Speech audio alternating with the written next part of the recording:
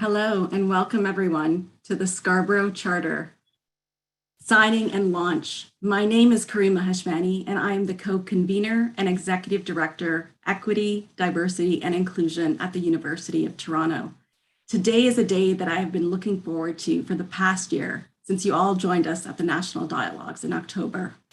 This is when our collective work began, where Black students, staff, faculty, and allies engaged in discussion on the challenges, barriers, and developed concrete actions to address anti-Black racism and promote Black inclusion within higher education.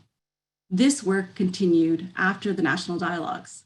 I am proud of the collaborative work that the Interinstitutional Advisory Committee and our national partners have developed the Scarborough Charter. The commitment from academic institutions across Canada is clear today. It is a recognition of anti-Black racism in our structures, policies, and processes, and it is our collective work to ensure Black communities can thrive in our institutions. Our commitment to transparency and accountability as we move forward is so critical. Today, we all come together on the launch and signing of the Scarborough Charter as it comes to life, and I'm excited to share it with you all today. Now, I would like to welcome Mike DeGagné, President and Chief Executive Officer, Indspire, and UTSC alumnus to deliver the land acknowledgement. Mike? Thank you very much. I want to first acknowledge that I am here today within the traditional territories of the Huron-Wendat Nation, the Anishinaabeg Nation, the Haudenosaunee Confederacy, and the Mississaugas of the Credit First Nation. The territory is within the lands protected by the Dish with One Spoon Wampum Belt Covenant, an agreement between the Haudenosaunee and Anishinaabe and allied nations to peaceably share and care for the resources around the Great Lakes. Today, this meeting place in the land we call Canada is still the home to many Indigenous people from across Turtle Island, and we're grateful to have the opportunity to work on this land and prosper. Thank you. Thank you, Mike. Now I would like to introduce Wisdom Tettey, the Co-Convener and Vice President, University of Toronto and Principal, University of Toronto, Scarborough. Welcome, Wisdom. Thank you, Karima, and thank you, everyone. Good afternoon, colleagues from across the country for joining us this afternoon. We embraced an intentionally inclusive and participatory process for developing the Charter. And what you have before you is the outcome of that process. So thank you all for your role in getting us here. We know that this task has not been easy, and we cannot relent following this launch and assume that the outcome of our commitments will be inevitable. It is great that we have nearly 50 institutions signed on to this Charter, the last time I checked. And this is wonderful collective accomplishment that says to all of us, something that is worth doing, it's worth doing well, and we should all be proud of what we've done together. We're confident that the numbers will increase because several institutions are poised to sign. They are not yet on the list because they are proceeding with internal processes required in their particular context. So we look forward to welcoming them to the fold in due course. We should, however, bear in mind the fact that we're a sector with 139 publicly funded colleges and 96 publicly funded universities. So there's still a lot of work to do in extending the commitment of the founding signatories to the rest of the sector.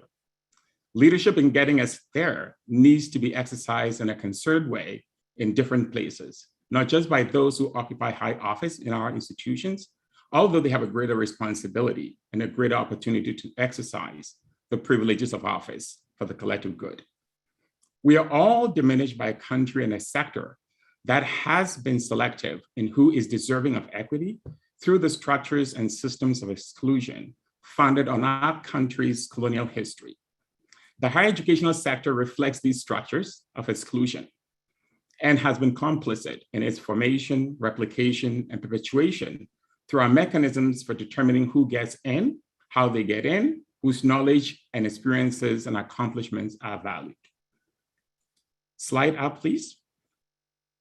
The slide that is going up will provide you with a snapshot and a glimpse of what it means for the kind of system that we have had in place for a long time. So I think it's important that all of us need to sustain the momentum of this historic effort to change what is on this screen by continuing to apply downward, upward, and horizontal accountability mechanisms to ensure that the fundamental commitment to and the essence of treating every member of our community as equity deserving becomes an embedded part of how we operate as institutions. The parochialism and insularity of exclusion is a riskier proposition than the embracing of inclusion, because the benefits of the latter will ultimately be exponentially greater for all. So this is everyone's responsibility within the academy, not just senior leadership and boards, but also faculty associations, student organizations, and employee unions. As members of the higher education community, we should demonstrate the courage to do what is right, not only when it is easy and convenient, but particularly when it is most challenging to do so. We should eschew the temptation to pander to the performativity of convenient rhetoric or feeble gestures towards inclusion, while ceding to the powerful forces of the status quo. Those who have the system stacked against them do not have the luxury of marking time for the slow clock of convenience to run its course. As signatories of the Charter have demonstrated, if change is important, and more importantly, if inclusive change is the right thing to do, it can be done with collaborative, good faith, and thoughtful, context-responsive actions that are mutually beneficial. Charity, they say, begins at home. If we as a sector do it right, we can lead change in the broader society for a just, humane, and mature democracy that upholds through action the fundamental inviolability of an equity-deserving framework as a central normative pillar. If we had started from here, the most vulnerable amongst us, like the indigenous children whose unmarked graveyards blot our lands and scar our conscience, would not have been treated the way they were. Nor would the African slaves and their descendants be the object of a derisive and dehumanizing colonial civilizing mission whose negative impacts endure. So friends, we're faced with the imperative and the opportunity of now. We should seize them in ways that go beyond the copious statements of support for Black and other marginalized individuals and groups that is our want to do. This is what dozens of signatory institutions of the Scarborough Charter are undertaking to do and to be held accountable for. With everyone's support, we can make our institutions and our sector exemplars of what it means for everyone to be equity deserving so they can flourish and make their best contributions to inclusive excellence and the collective good. So congratulations to all of you, and thank you.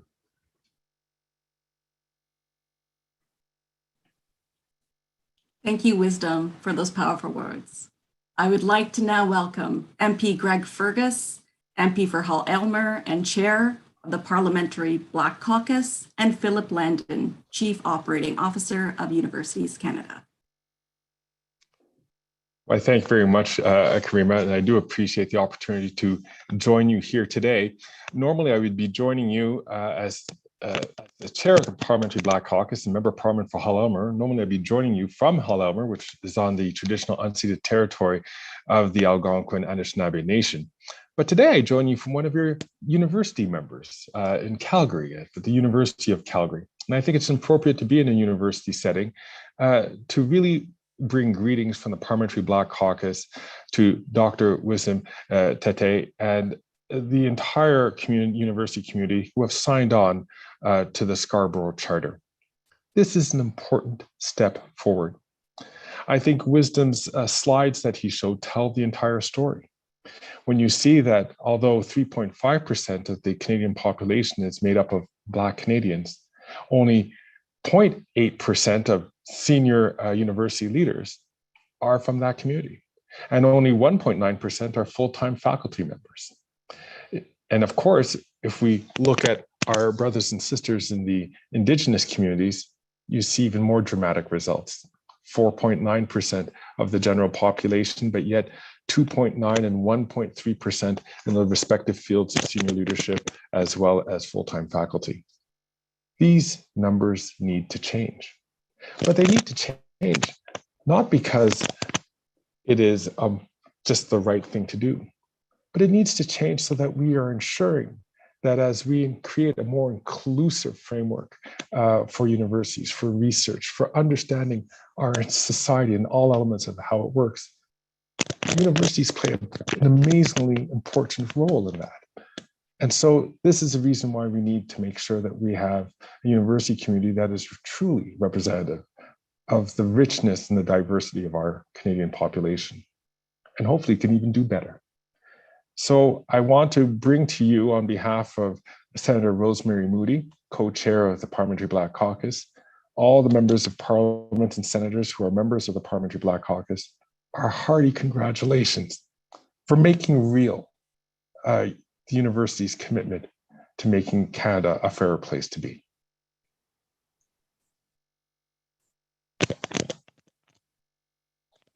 Thanks very much, Greg. Nice to follow you.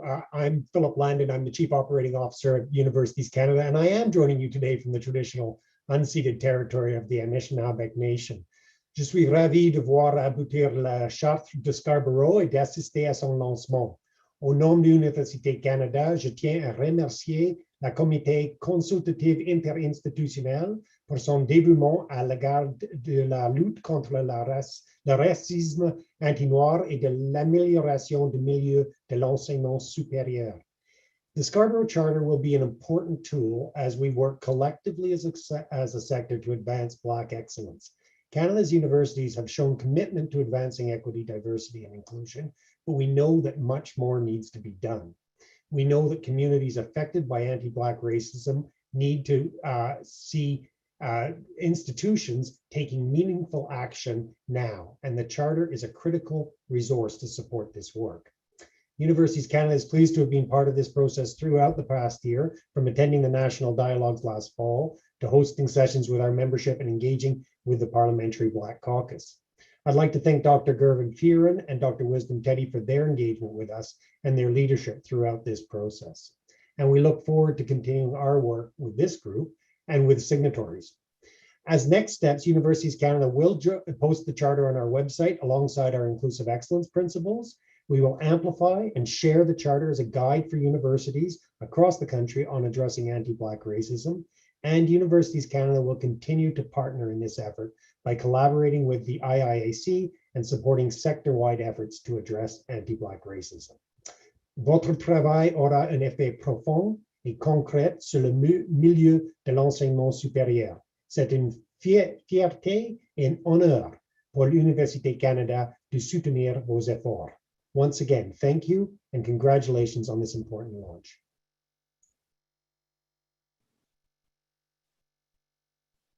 Thank you, Greg and Philip, for your congratulations. We would like to share some video testimonials now on the impact that the Charter will have on the lives of individuals in academia.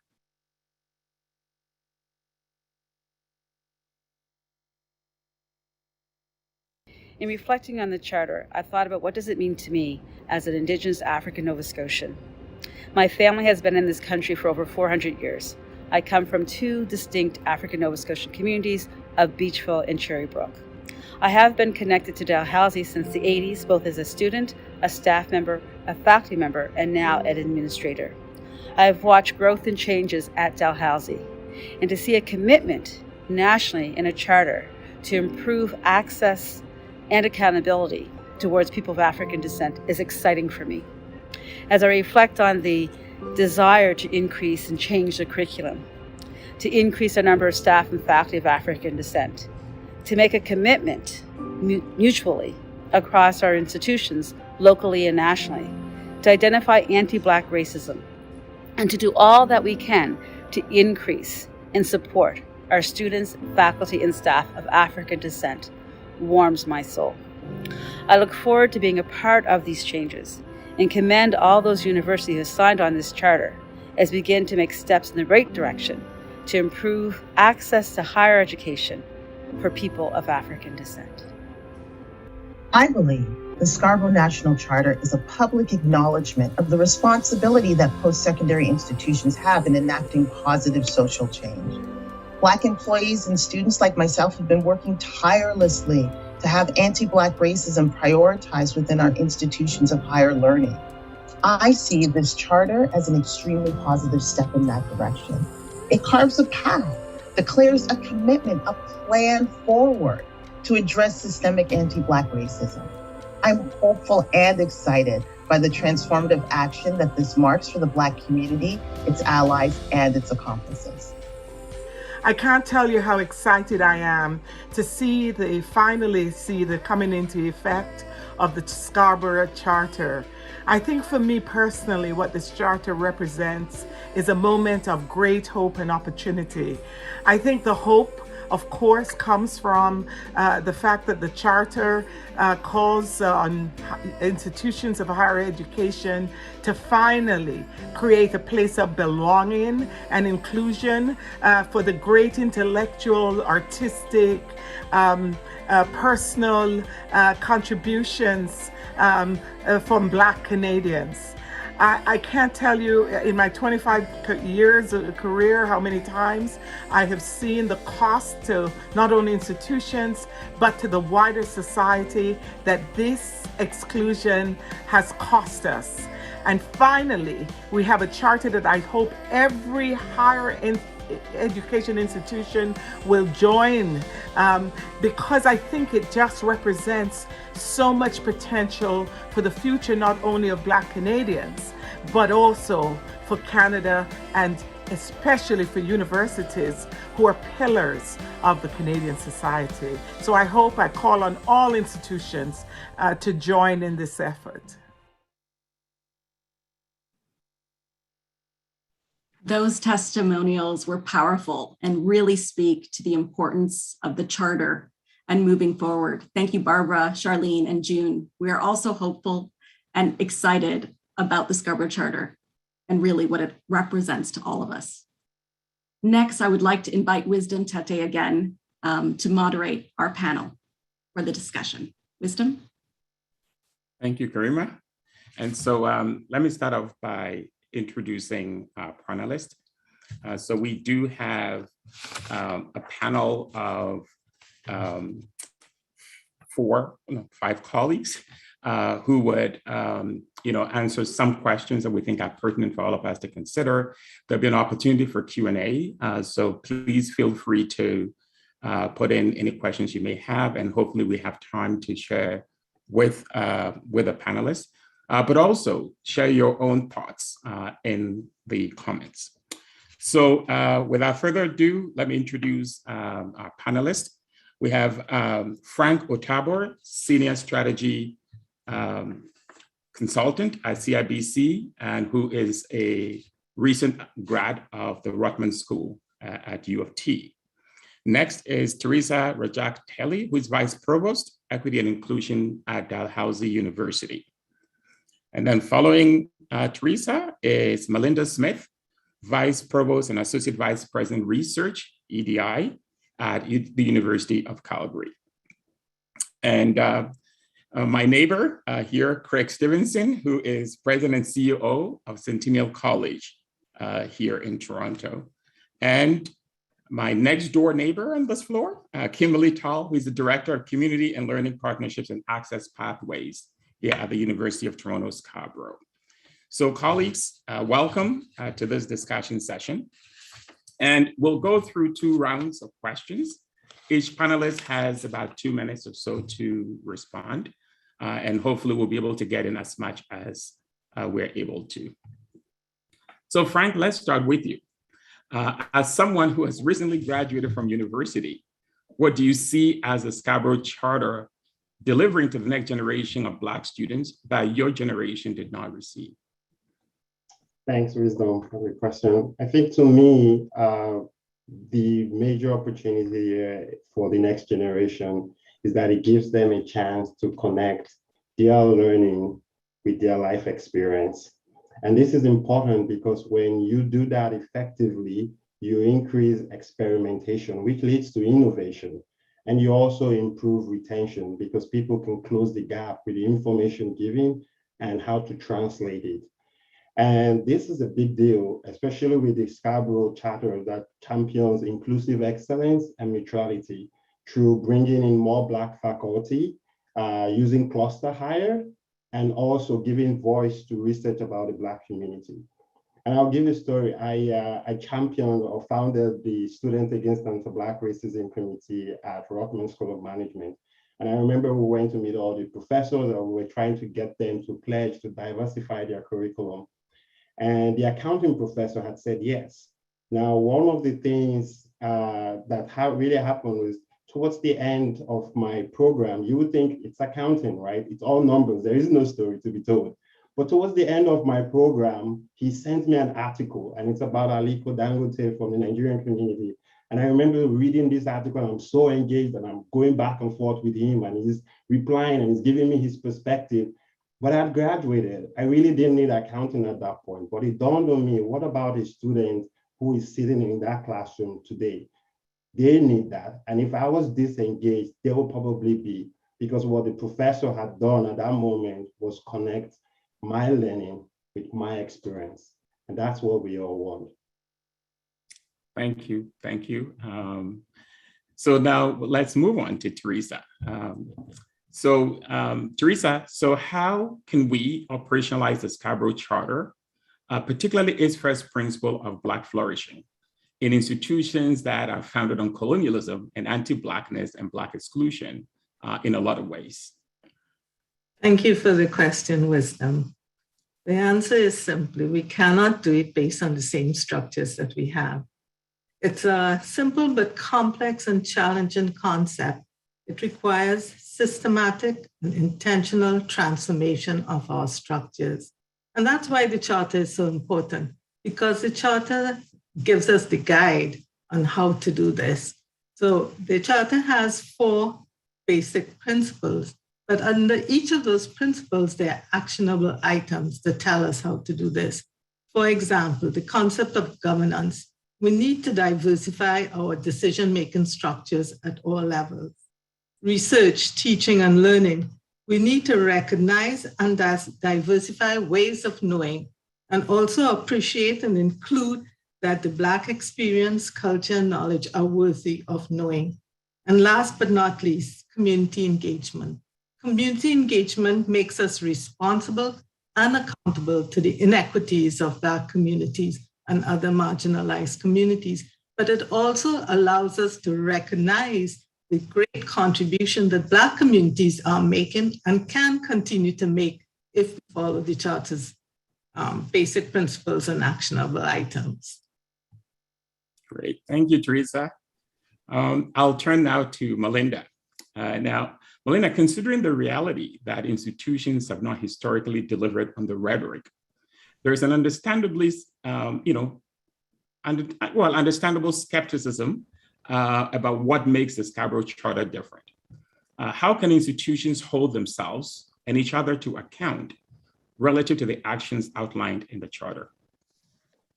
Thank you for that question, Wisdom. I think it's important to recall that this skepticism was evident during the summer of discontent and during the autumn of racial reckoning that informed the national dialogue and actions over a year ago. And it reminds us, I think, in a way of what James Baldwin said in 1966. I can't believe what you say because I see what you do. What the Scarborough Charter process did over a year of deep consultations with the broader community, with higher education institutions, with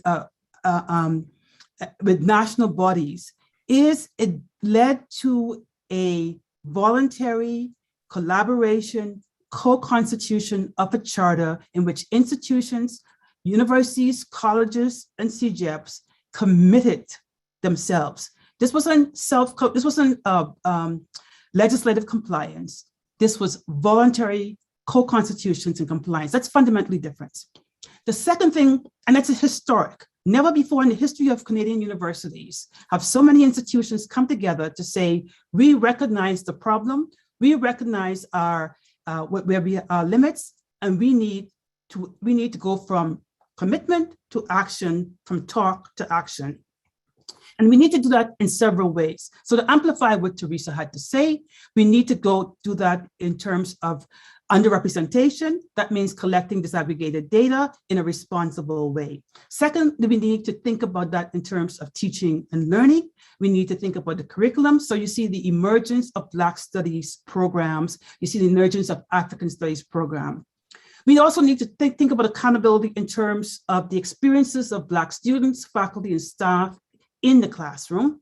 So that's dealing with anti-Black racism, racial biases such as unconscious demotion, in terms of emotional tax, in terms of the diversity tax.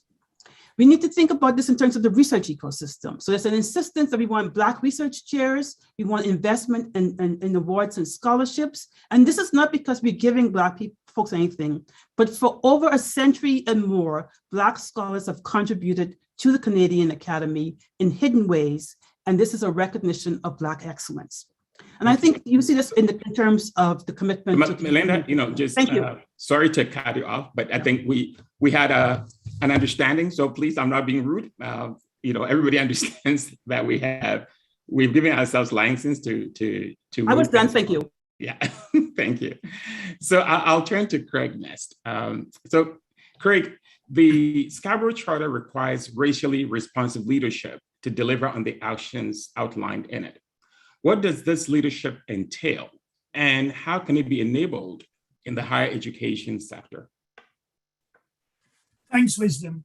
It was Dr. Sean Harper who coined the term racially responsive leadership and delivered the keynote address at a recent summit co-hosted by Centennial and UTSC that spoke about the importance of redressing racism with intentionality, of building racially just workplaces, achieving equitable outcomes, and ensuring institutional accountability. As charter signatories, we must recognize that as institutional leaders, whether board members or presidents, the priorities we set, the positions we take, and the changes we implement absolutely can and do impact Black, Indigenous, and racialized peoples. To mobilize change, we need a collective vision for advancing true and meaningful inclusion, building racially responsive leadership, and addressing racial injustice. And that, Wisdom, is exactly what the Charter is about. One of the core principles of the Charter is, as Frank referred to earlier, inclusive excellence, which entails, and I quote, the ability to educate and to innovate, to be alive to complexity and proactive in the face of crisis, to foster fundamental questioning through rigorous, respectful engagements across difference, and to enable societal transformation. This is where, as educators, we have a duty of care. If a student arrives with racist views, that's one thing. But if they leave at the end of their program with those views unchallenged and unchanged, then that's another. And we must revise our teaching and learning strategies accordingly. Likewise, systemic barriers that stifle our students' talent and limit their potential must be rapidly identified and dismantled. Thank you, Wisdom. Thank you, Craig. So now I'll go back to Frank. Frank, as you transition to the workplace with your career aspirations, what do you see as the role of higher educational institutions in enabling Black flourishing and Black inclusion outside of the academy? To me, I think the role of the institutions is to continue to champion or close that information challenges that the Black community faces. And this will be through bringing in or recruiting more Black students into the pipeline, because evidently it flows and it trickles down into bringing more Black people into the workforce as well. And what happens when it's done well is that everyone benefits, not just the Black community, but also the higher institutions and also the workforce. And I'll tell you why. It's because you're not just hiring a Black student or bringing in a Black person into the workforce, but you're bringing in problem solvers with diverse perspectives and diverse life experiences. And I remember I grew up in Nigeria, and I went and after my junior WAEC, my principal sat me down in the room and she was asking me, where do you want to go? And if you have any leaning towards the STEM program, they put you in this advanced mathematics class. And I was in one of those classes. And this teacher had taught us a particular problem, and she told us the method we should use. So the next day she comes back with an assignment. She says, who solved it? And one of the smartest guys in the room, Tettey, he stands up, he goes to the board and he solves the problem exactly the way she taught us. And we're about to move on when Chiki, another guy in the room, raises his hand and says, there's another way to solve this problem. And he comes over and he uses a matrix. Now, I remember how he solved it. It was a matrix equation. And in no time, it was done. It was simpler, faster, better. And that's the role of higher institutions. When you bring in or recruit more Black people and it translates into the workforce, you get simpler, better, faster problem solvers. Thank you. So now let me turn to Kimberly. So Kimberly, can you share with us some ways in which the higher education sector can concretely reflect the principle of mutuality in their interactions with Black communities and organizations? Thank you, Wisdom. The notion of mutuality speaks to being place-based anchor institutions who are civically responsible, present, consistent, humble, transparent, and accountable. The Charter calls for rethinking, restructuring of foundational components of institutions and actively and intentionally changing the ways in which they function and interact with Black communities. This can be exampled through place-based community and impact investing in Black communities, establishing social procurements, community benefits, and inclusive hiring and promotion strategies that align with Black community wealth building strategies, and addressing issues of trust and accountability as it relates to data collection and production. Understanding the correlation between education and economics, higher education needs to build on the historical efforts within Black communities by co-designing and establishing deliberate access pathways for Black students and learners and corresponding culturally appropriate wraparound supports that involve parents, guardians, and extended circles of care. It's about creating specific and explicit opportunities for investing in the vibrant work of Black communities, whether that's via co-developing community engaged scholarship opportunities that leverages the work already taking place in communities, or investing in physical spaces or social enterprises that center Black perspectives and values and go beyond tokenism and instead cultivates Black flourishing. This then requires institutions to embrace Black communities' varied models of learning, education, leadership, governance, and economics. And it's imperative to situate strategies of inclusive economic development within a framework rooted in traditional principles at the core of Black communities, acknowledging the collective action, self-determination, relationality, and intelligence of Black communities to develop their own culturally specific strategies of liberation, health, and well-being. Thereby, it necessitates higher education to function in a framework that exists outside of the bounds of colonialism. Thank you. Great. Thank you. So, Teresa, you're up next. So there is a perception among some that by promoting Black inclusion, institutions will be undermining excellence. How should higher education institutions address this perception as they pursue their commitments to the Scarborough Charter? Thanks for that question, Wisdom. The new buzzword in the university and colleges circuit is inclusive excellence. And a simple response to your question is that I see just the opposite. Diversity reinforces the concept of excellence. But I think we need to reconsider what we mean by inclusive and what we mean by excellence. Are we talking about more of the same or improving the same? Or are we talking about redefining what is inclusive and what is excellence? To me, excellence is amplified by strengthening inclusive diversity. It must have elements of fairness, equity, ethics, and integrity. Otherwise, we can look at excellence not so much as a mask of quality, but a mark of privilege. The privilege that defines what we in universities and colleges treat as standards and merits. Are we talking about diversifying the who, but keeping the norm? Focusing on the individual merits that mask historically marginalized and discriminated historical groups? I leave it with the question rather than the answer. Thanks. Thank you. So that takes us to Melinda. So this next question for you.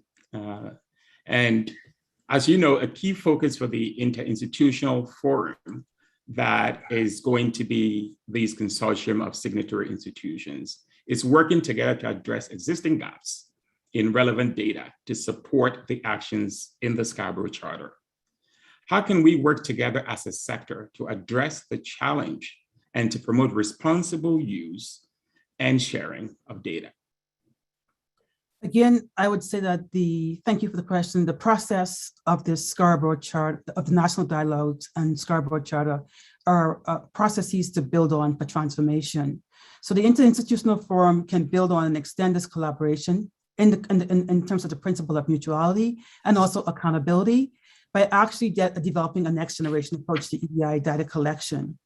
And when I say the next generation, it's building on what already exists, what we learned from the 12 principles of the Employment Equity and Federal Contractors Program, the need for collect workforce data, complete workforce analysis, establish short-term and medium-term goal, adopt measures to remove barriers, and adopt positive policies for change.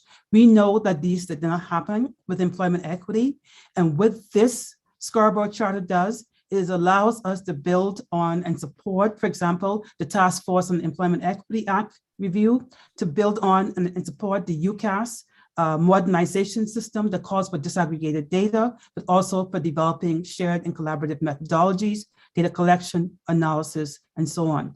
So I think that the collaboration that this work has done is the perfect space from which to move into the next generation of EDI data collection, not just in hiring, and student experience, but also in terms of the research and scholarship. So yes, we need all of those things from the Federal Contractors Program taken to a next level, and this kind of experience helps us get there. Thank you. So now I'll go to Kimberly, because I think my eyes are suffering from just staring at screens for a long day. So I think Craig is my next person to go to. So Craig, drawing on your institution's location within Scarborough, how do you ensure that the charter is in fact seen as supporting communities in which we're embedded, and that they play their rightful role as anchor partners in the communities where they're located? Thanks for that wisdom. The Charter's name, the Scarborough Charters, the national dialogues that led to the creation of the Charter were hosted in Scarborough, as you know, in October 2020. But the reference to Scarborough in the Charter title also reminds us that the Charter is very, very firmly embedded in the community that a university or college serves. And you will find that the Charter speaks specifically to mutuality with Black communities, noting that universities and colleges play a special role in Black community economic development as anchor institutions and local employers. And speaking from a college perspective, over 95% of Canadians reside within 50 kilometres of a college campus. Colleges are firmly embedded in the fabric of their local communities, and they're therefore duty-bound to support regional economic and social development. And here in Scarborough, for example, racialized and underserved communities have been disproportionately exposed to pandemic-related socioeconomic disparities. Hence the importance of partnering with the Scarborough Health Network to launch a vaccination centre on campus and sustain it on campus, even when students are returning, in order to reach out to those who may be hesitant because of experiences with medical racism.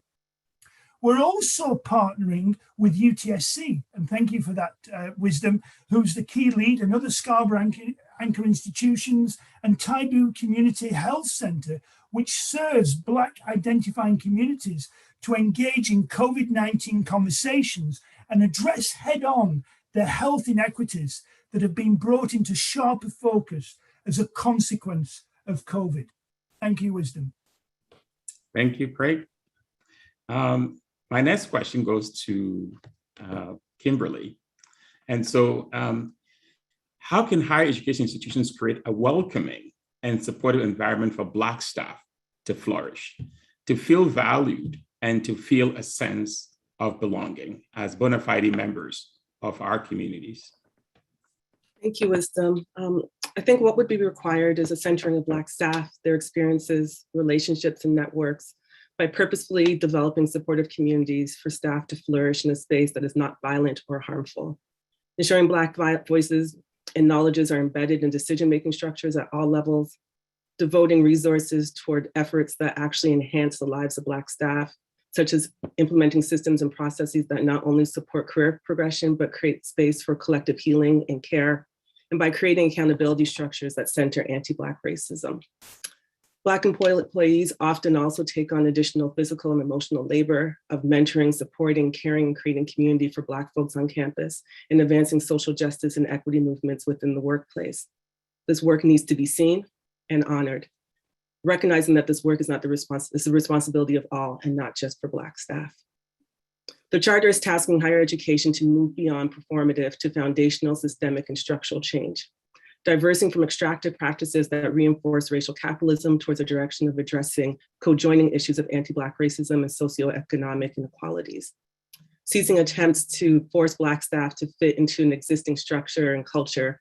Instead, institutions must go below the surface and reframe, regenerate, and reimagine new structures. To do so, they must apply an intersectional lens and recognize the overlapping and interdependent systems of discrimination Black staff face due to their race, gender, sexuality, gender identity, ability, and other critical forms of identity. Only then can a new system be created that gives space for Black staff to flourish, feel valued, and a sense of belonging. I'll end with a quote from Courtney McClooney and Veronica Rebello from the book Race, Work, and Leadership. Companies should focus on managing injustice rather than managing Blackness. Thank you. Thank you. So thank you, panelists.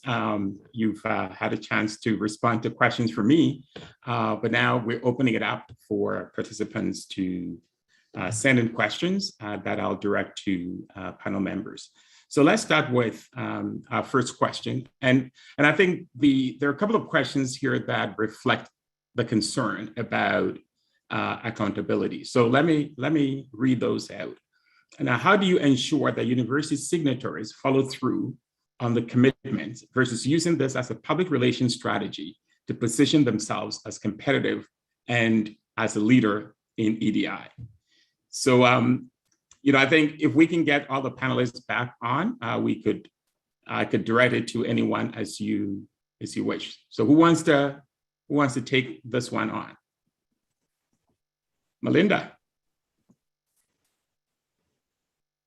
I'm gonna let the university president go first, the college president. Oh, I didn't see you there, sorry. Craig? Oh, thank you so much, Melinda. Thank you, and I'll be very quick on this, but I think this is a really important question.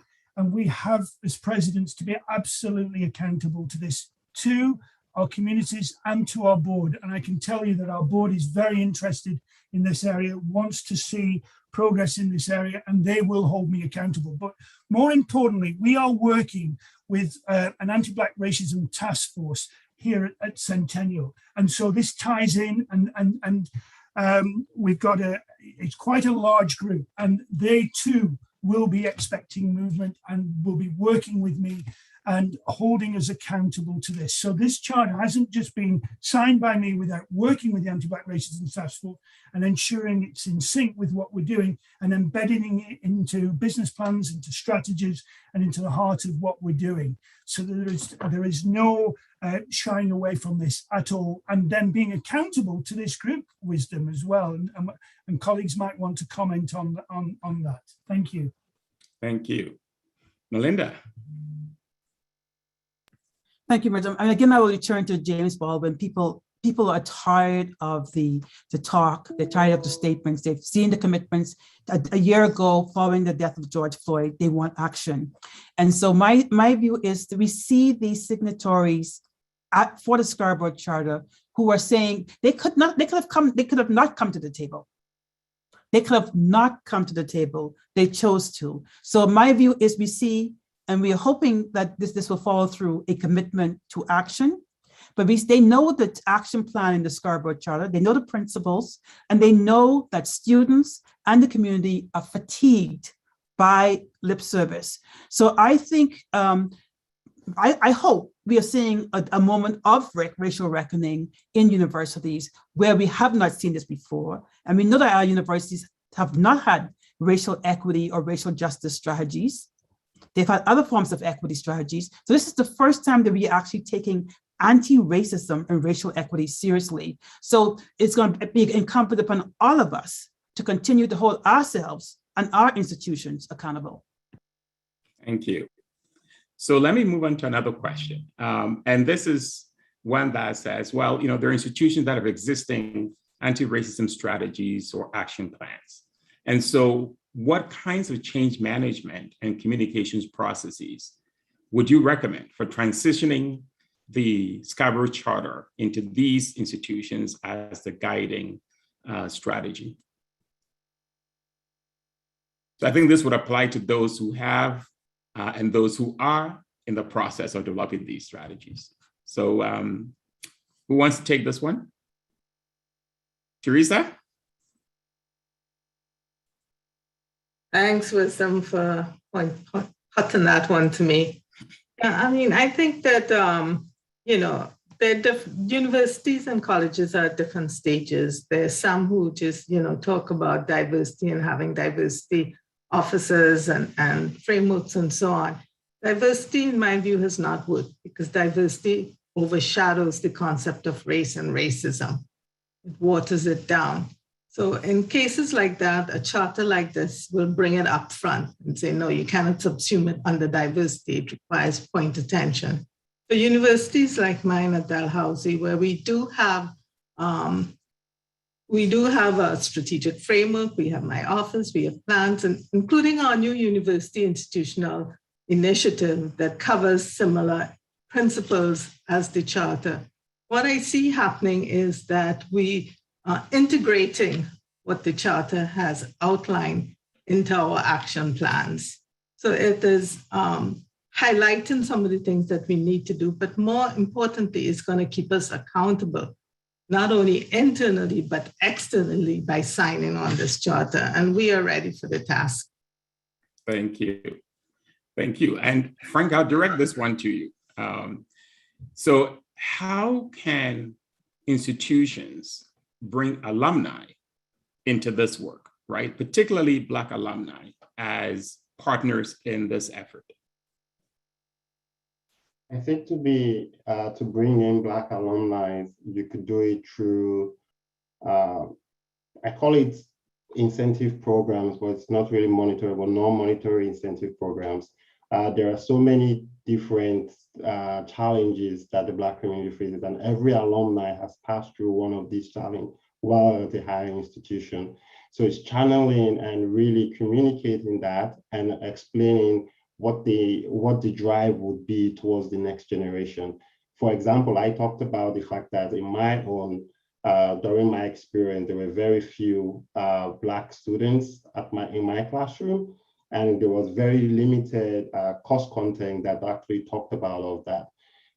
Challenging or incentive, like the incentive for me would be when I get called upon to say, all right, we're looking at this initiative or this program that is going to diversify the curriculum, that is going to make things better for the next generation.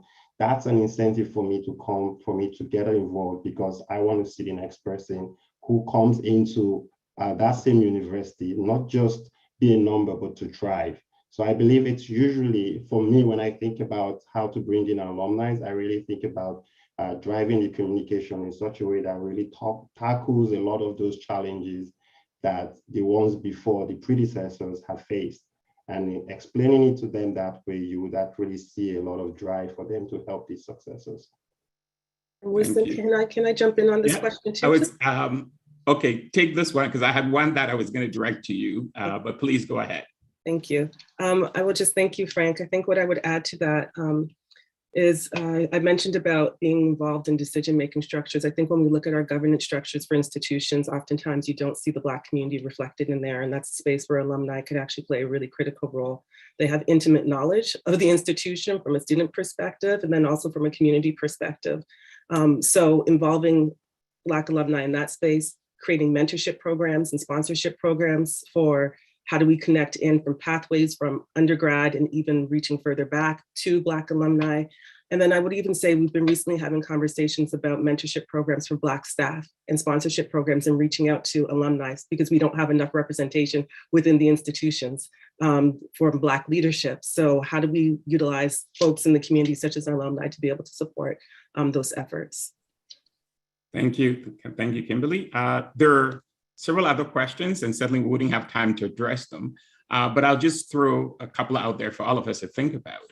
And one is, how do we deal with the real issue of racism as we're doing this work? Because there are a lot of people who are doing the heavy lifting of moving this work forward and yet have to contend with the reality of racism. And so what is the role of the institution to enable this work in a way that protects those individuals who are standing for what the institutions profess to be committed to? There's also a question about how we deal with the ebbs and flows of the political climate in which we function. And are we likely to be victims of these swings and what the implication might be for the charter? Are we committed to this as fundamental and foundational principles that say everyone deserves equity, and therefore, irrespective of the political climate, we're going to move this forward? And then the last question I want to share with you is about, should climate surveys be part of this exercise of peer reviews that hopefully gets embedded in the work of the Interinstitutional Forum? So a lot of food for thought. Certainly, we're not going to answer all of them here, but as we work together as partners, these are realities that we have to contend with. And so with that, I want us to move to the official signing of the charter. And so I'll turn to my colleagues. In the absence of us being able to meet together in person, we've tried to do the next best thing. And so these institutional leaders are going to be signing virtually on behalf of their institutions. So I'll turn to Kim to roll tape. And before we get to that, I just want to say once again, panelists, thank you so much for making the time. Thank you for your thoughtful and insightful responses to the questions. And hopefully we all take a lot from what you shared with us this afternoon.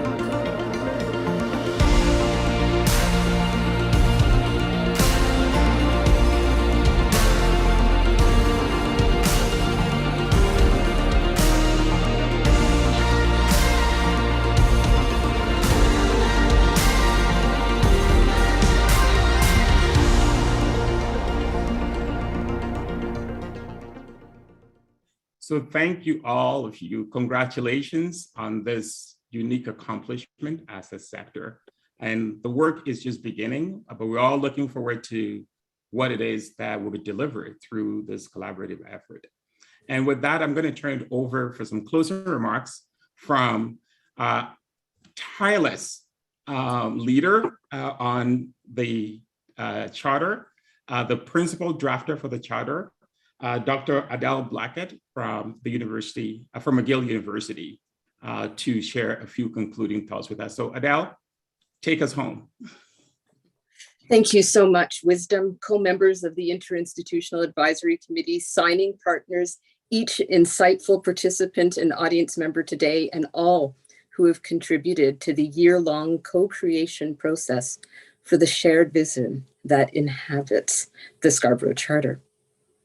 I'm the descendant of enslaved Africans in the Americas, joining you for this historic launch from the traditional unceded territories of the DeGagné Nation of the Haudenosaunee Confederacy. I am grateful for the heritage of ancestors who have worked relentlessly for emancipation. Fille du Québec, par la position économique et sociale de notre famille et notre communauté, je n'étais pas destinée à devenir professeur, loin de là. Mais j'ai pu bénéficier le long de ma trajectoire académique des encouragements, de la confiance, de l'engagement à la fois de nombreux membres des lieux de l'enseignement et de membres de nos communautés qui œuvraient pour un avenir inclusif. La charte de Scarborough vise à leur rendre hommage. Drawing on the co-creation process and the discussion this past hour, I'd like to suggest that the Scarborough Charter may be seen both as an archive of special significance in this moment and a framework of action inspiring our future engagements. As an archive, the Scarborough Charter chronicles in its preamble Black communities' insistence against all odds of our profound humanity. It offers at once an acknowledgement of how much academic excellence has historically been lost through exclusion and silencing, and a reclaiming of presence, of belonging, grounded in purposeful centering of the experiences, contributions, and aspirations of people of African descent in higher education in Canada. As a framework, it offers precise, detailed, and comprehensive guidance, catalyzing action within an architecture that enables institutional actors in the higher education sector to share data and inform practices, to foster and strengthen implementation, and hold each other accountable. Both the archive and the framework offer an ontological affirmation of Black life through a collective act of refusal, to draw on Gahaga scholar Audra Simpson's work, that is refusal of an exclusionary status quo.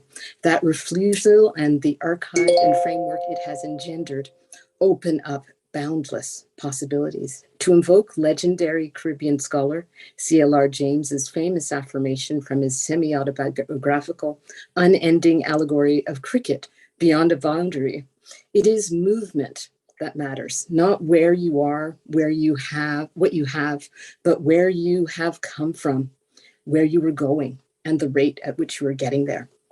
Signing the charter signals not an end point, but a commitment to keep moving beyond where we were in Canadian higher education, captured in the archive, toward where we are going through a framework designed to propel us forward with determination to realize the Charter's principles of intersectional Black flourishing, which includes, dare I say, the spirit of Sankofa, of going back to get what's ours, cultivating, honoring the contributions of excellence that are in reality all around us, of inclusive excellence, with the opportunity to look anew at our academic world, changing what it feels like to walk in a room that is inhabited by plural communities and traditions of excellence, broadening and fostering the emergence of alternative canons, of mutuality embodied in Dr. Martin Luther King Jr.'s words, our common inescapable garment of destiny, and of accountability, challenging ourselves and our institutions of higher education,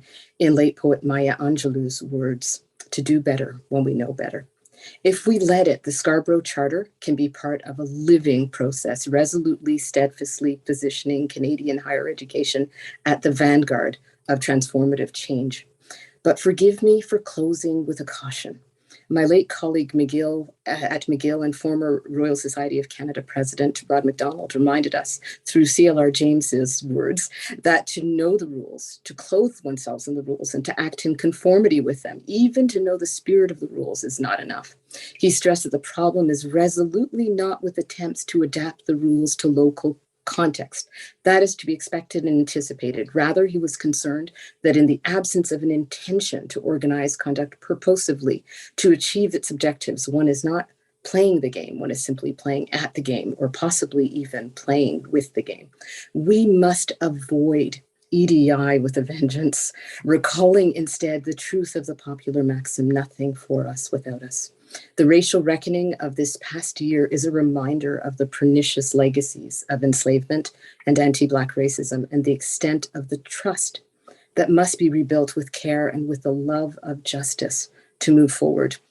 We have a tremendous opportunity through the Scarborough Charter's ongoing co-creation process in the interinstitutional forum and steering committees and the material support that member institutions must bring to these, to work with purpose to move beyond the boundary of anti-Black racism, to foster meaningful inclusion in Canadian higher education for all equity-deserving groups. We can co-create an academia in the world where members of all communities can pursue truth in excellence, live, learn, and flourish.